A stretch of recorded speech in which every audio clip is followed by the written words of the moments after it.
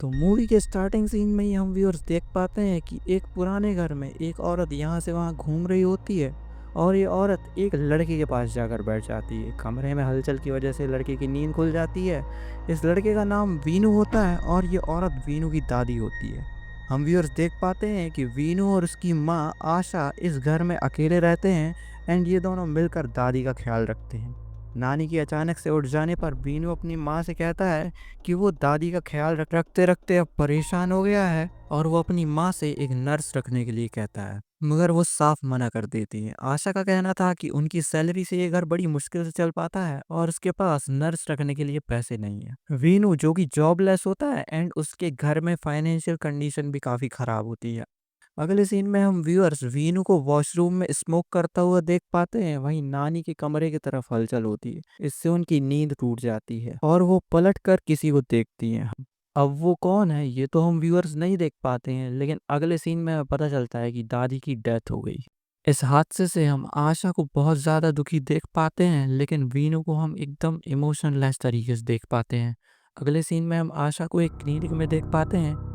आशा doctor Veena को consult कर रही होती है एंड यहाँ हम व्यूअर्स समझ पाते हैं कि आशा को क्लिनिकल डिप्रेशन है और ये प्रॉब्लम उसकी फैमिली में जेनेटिक है।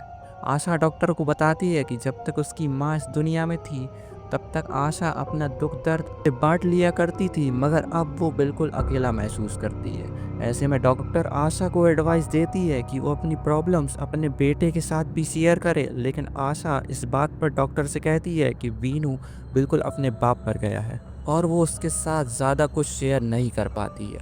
आगे के सीन में हम वाकई में वीनू को अपनी प्रॉब्लम्स में फंसा देख पाते हैं। वीनू कुछ ना कुछ करके खुद को असल ज़िंदगी से डिस्ट्रैक्ट रखने की कोशिश करता है। वीनू डिप्रेशन की वजह से बहुत ज़्यादा स्मोकिंग एंड ड्रिंकिंग करता है और पूरे दिन लैपटॉप और फ़ोन में लगा रहता है। हमें पता चलता है कि वीनू की एक गर्लफ्रेंड भी है जिसका नाम प्रिया है, मगर वीनू उसे भी अवॉइड ही करता है।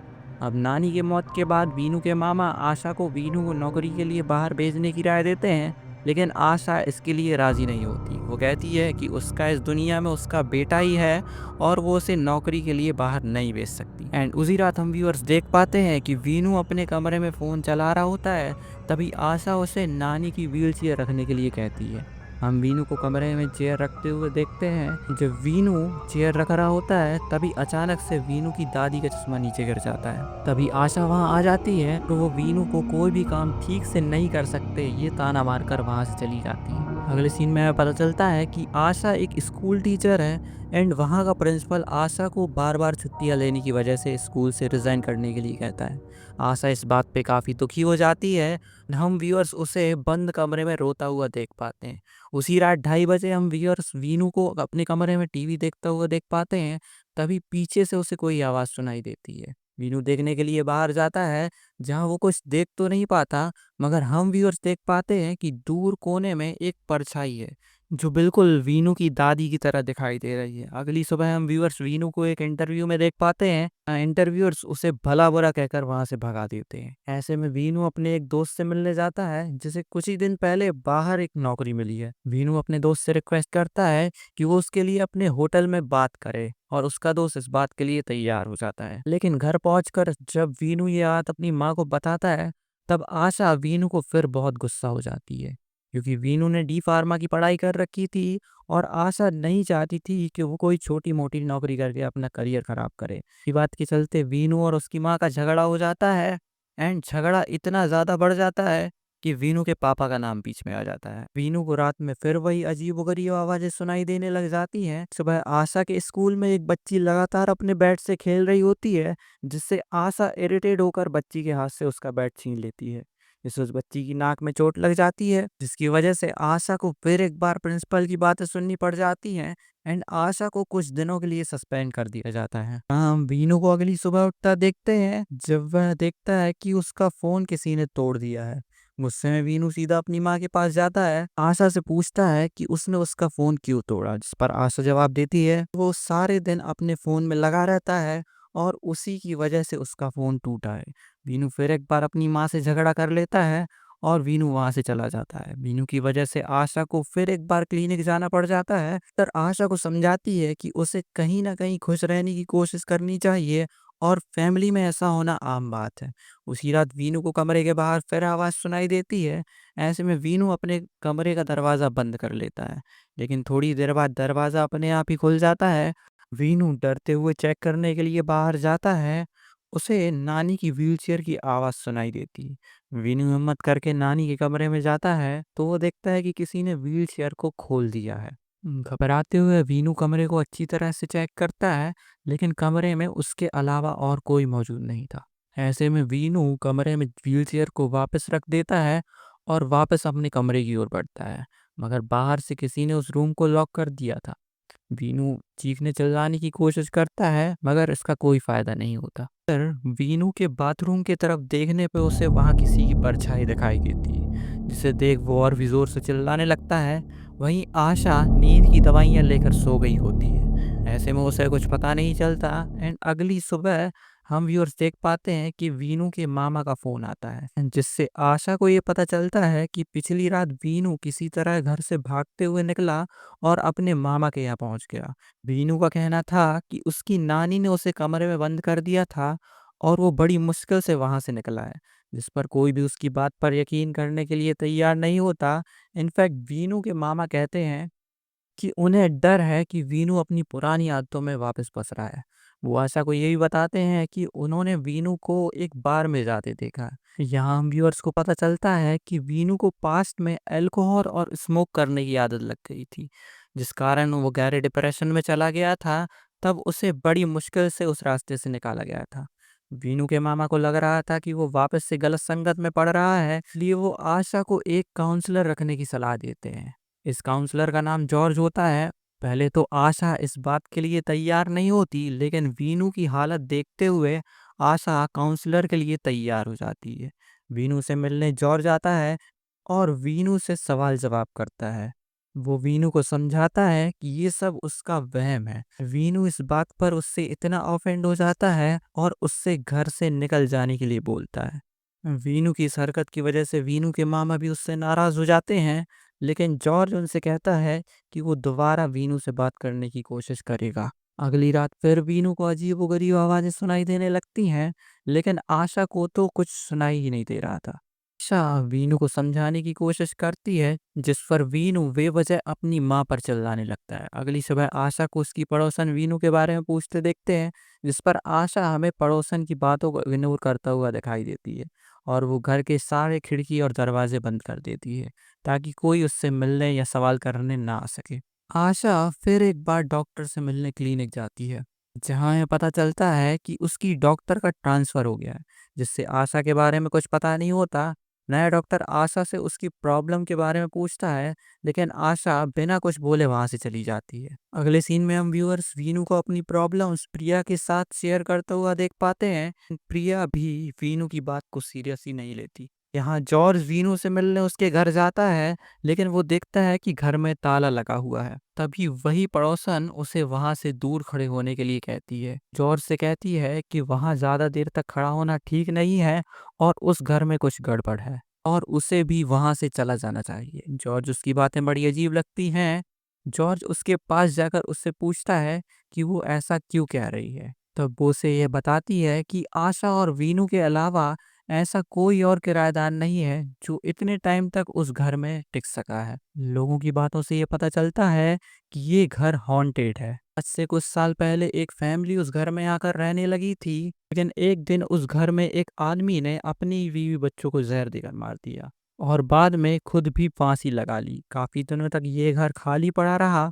उसके बाद एक बैंकर यहाँ रहने लगा, मगर एक दिन उसने भी अपनी जान लेने की कोशिश की। अब पड़ोसन को ये डर था कि उस घर में वीनू की नानी की डेथ हो गई थी और अगला नंबर वीनू या आशा का ना हो।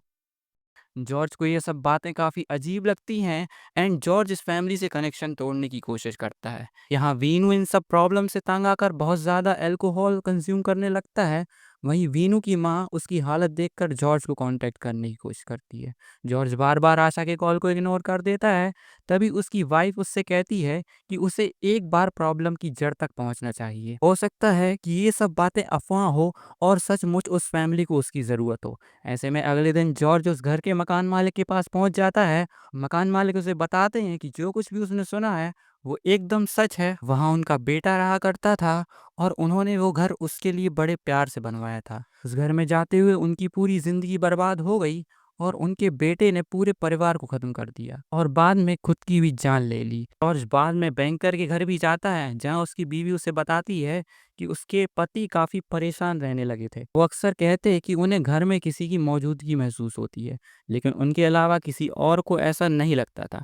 इनफैक्ट बैंकर की बीवी को ऐसा कुछ महसूस नहीं होता था। बैंकर एक दिन खुद को मारने की कोशिश किया था और किसी तरीके से उसे बचाया गया था और वो हमेशा के लिए पैरालाइज हो गया था। दूसरी तरफ हम व्यूअर्स वीनू की हालत को और भी ज़्यादा खराब होते हुए देख पाते हैं, जहां वीनू शराब के नशे में बार में किसी से झगड़ा कर लेता है। ये बात किसी तरह वीनू के मामा को पता चलती है, पर वीनू के मामा आशा को समझाते हैं कि वीनू की मेंटल कंडीशन ठीक नहीं है और उसे हॉस्पिटल जाने की ज़रूरत है। आशा से कहते हैं कि वो कल ही वीनू को एक मेंटल हॉस्पिटल में भर्ती कराएंगे, जिस पर आशा और भी ज़्यादा डिप्रेस हो जाती है। हाँ, जॉर्ज वीनू के मामा को कॉल पे उस घर की सारी सच्चाई को बताता है एंड वीनू के मामा उसकी सारी बातों को इग्नोर कर देते हैं और उससे कहते हैं कि उसे अब इन सब में पड़ने की ज़रूरत नहीं है। और दूसरी तरफ हम आशा को पूरी तरीके से टूटा हुआ देख पाते हैं। हम देखते हैं कि वो अपने और वीनू के खाने में जहर मिला रही होती है।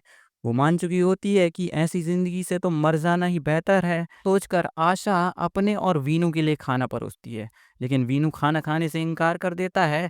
तब आशा उसे कहती है कि वो एक बार खाना खा ले, फिर सब ठीक हो जाएगा। वीनू माँ से इमोशनली कहता है कि वो बस इतना चाहता है कि कोई उसकी बात पर यकीन करे। वीनू कहता है उसने जो कुछ भी देखा है वो सब कुछ सच है और औरों की तरह उसकी माँ भी उस पर यकीन नहीं करती। वीनू की बातें सुन आशा बहुत इमोशनल हो जाती है। वीनू से कहती है कि उसने सारी जिंदगी सब कुछ उसी के लिए किया है। वो जिंदगी के सारे हालातों से लड़ सकती है, मगर अपने बेटे को ऐसी हालत में नहीं देख सकती। ये कहकर वो जोर जोर से रोने लगती है, जिस पर वीनू उन्हें शांत कराता है। ऐसे में हम व्यूअर्स पहली बार वीनू और आशा के बीच इमोशनल बॉन्ड देख पाते हैं। आशा उसी वक्त वो जहर वाला खाना डस्टबिन में फेंक देती है और जिंदगी की प्रॉब्लम से लड़ने का फैसला करती है। आगे हम व्यूअर्स वीनू को पानी पीता हुआ देख पाते हैं। तभी पानी का ग्लास फिसल जाता है। हम देखते हैं कि वो ग्लास सरक कर टेबल की दूसरी तरफ चला जाता है। ये देख वीनू बहुत डर जाता है और आशा को आवाज देता है। तो आशा पहली बार उन अजीबोगरीब चीजों को देख पाती है। डाइनिंग टेबल पर चीजें अपने आप बिखरने लगती हैं एंड इस हलचल से आशा और वीनू काफी डर जाते हैं और दौड़कर खुद को एक कमरे में लॉक कर लेते हैं। अचानक से बाहर किसी के चलने की आवाज आने लगती है एंड तभी कोई लगातार दरवाजा पीटने लगता है। ऐसे में आशा और वीनू बुरी तरह डर जाते हैं। इसी तरह आशा और वीनू खुद को संभालते हैं और मौका पाकर ये दोनों बाहर की तरफ भागते हैं, लेकिन पता चलता है कि बाहर का दरवाजा लॉक है और इसकी चाबी अंदर रखी हुई है। ऐसे में वीनू आशा को वहीं छोड़ उस कमरे की तरफ बढ़ने की कोशिश करता है और यहाँ आशा पीछे मुड़कर देखती है तो उसे एक फांसी का फंदा दिखाई देता है। ऐसा लगता है मानो इसे कोई आत्महत्या के लिए उकसा रहा हो। इधर वीनू को भी कमरे में किसी की परछाई दिखाई देती है। ये परछाई किसी छोटी बच्ची की थी, जिसे वीनू देख बहुत डर जाता है, पर किसी तरह हिम्मत करके वो वहां से चाबी उठा लेता है और बाहर वापस आता है। वीनू और आशा चारों तरफ से घिर चुके थे और उनके आसपास उस पूरे परिवार की परछाइयां दिखाई देने लगती हैं। ये परछाइयां धीरे धीरे वीनू और आशा की तरफ बढ़ने लगती हैं, मगर आशा हिम्मत करके उनका सामना करती है और वो वीनू को भी संभालती है और उसे लेकर बाहर के दरवाजे की तरफ भागती है। तब तक वो परछाइयां आशा और वीनू के काफी नजदीक पहुंच चुकी थी, लेकिन एंड वक्त पे आशा और वीनू दरवाजा खोलकर बाहर निकल जाते हैं। हम देख पाते हैं कि एक हाथ उस दरवाजे से बाहर आता है, जिसे देख वीनू काफी जोर से चिल्लाता है। इस सुबह हम देखते हैं कि घर का सारा सामान ट्रक पे लोड हो रहा था। यानी वीनू और आशा ये घर अब खाली कर रहे थे और यहाँ हम व्यूअर्स वीनू के मामा और जॉर्ज को देखते हैं, जहाँ वीनू के मामा भूत प्रेत वाली बातों पर यकीन करने के लिए तैयार नहीं थे और उनका मानना था कि इस घर में कुछ गड़बड़ नहीं है, मगर वो खुश थे कि आशा और वीनू आगे बढ़ने की कोशिश कर रहे हैं। ऐसे में जॉर्ज उनसे कहता है कि सबका अपना अपना मानना है और सबको अपने अपने एक्सपीरियंस से चीजों का पता चलता है। वीनू और आशा आपस में बात कर रहे होते हैं। तब आशा वीनू से सवाल करती है कि वो क्या सोच रहा है। ऐसे में वीनू अपनी माँ को जवाब देता है वो उन लोगों के बारे में सोच रहा है जो अब इस घर में रहने आएंगे। खैर हम वीनू और आशा को एक साथ देख पाते हैं और ये मूवी यहीं पर ख़त्म हो जाती है। इस मूवी में भूत से ज़्यादा मेंटल हेल्थ जैसे इश्यूज़ पर ज़्यादा फ़ोकस किया गया है, क्योंकि ऐसी आत्माएँ ऐसे लोगों पर जल्दी हावी होती हैं जिनकी मेंटल कंडीशन अच्छी नहीं होती। वेल, ये मूवी आपको कैसी लगी मुझे कमेंट सेक्शन में ज़रूर बताइएगा। और अगर आप वीडियो में नए हैं तो हमारे चैनल को सब्सक्राइब ज़रूर कीजिएगा, क्योंकि ऐसे वीडियोस आपको हमारे चैनल पर मिलते रहेंगे।